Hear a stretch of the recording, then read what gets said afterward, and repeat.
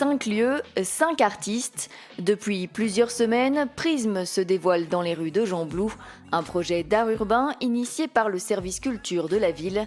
Un appel à projet avait été lancé l'an dernier. Après avoir reçu 70 candidatures, le jury a choisi 5 street artistes belges et internationaux. Le but, dynamiser le centre-ville de Gembloux.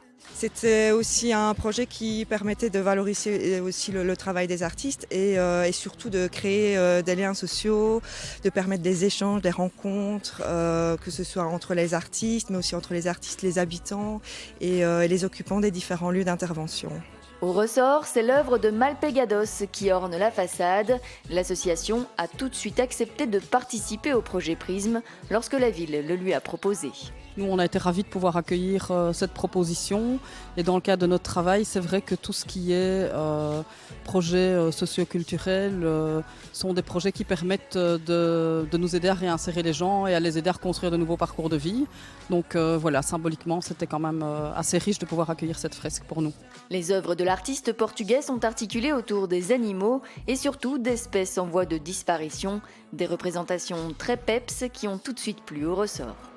Básicamente esa es la idea, que mientras más colorido. C'est mettre de la couleur à une ville. Ça signifie donner de la vie et apporter de la légèreté et du bonheur dans une ville qui peut parfois être un peu grise.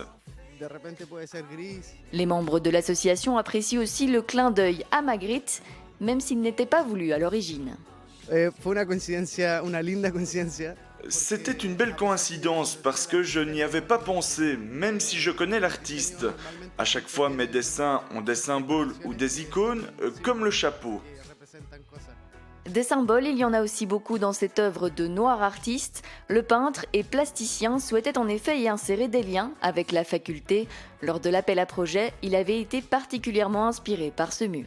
Il y en avait d'autres qui m'intéressaient, mais celui-là m'intéressait dans le sens où il était très long et j'aime bien travailler sur des projets tout en longueur et ça me permet de vraiment pouvoir proposer plusieurs éléments tout au long du mur. La création de Noir Artiste suscite de la curiosité chez les habitants de Gembloux. Depuis que les premiers éléments réalistes commencent à apparaître, il y a de plus en plus de gens qui s'arrêtent et qui font des compliments ou qui posent des questions. La population est plutôt est très sympathique, très accueillante. Comme d'autres espaces, la façade du CPAS est elle aussi pleine de symboles. Les artistes se sont imprégnés du lieu avant de réaliser leur œuvre. C'est le collectif Urbana qui avait fait appel à 2 artistes, Orlando Quintero et Samuel Idemtal. Et donc eux, ils travaillent vraiment de façon très participative. Et donc avant de réaliser cette fresque, ils sont allés à la rencontre justement de toutes ces personnes, de tous ces travailleurs qui travaillent au CPAS. Donc voilà, ils ont récolté toute une série de témoignages, de photographies. Et donc sur cette façade-là, on retrouve des portraits de personnes qui ont l'habitude de fréquenter quotidiennement ce lieu. Le service culture de la ville de Gembloux travaille sur Prisme depuis un peu plus d'1 an.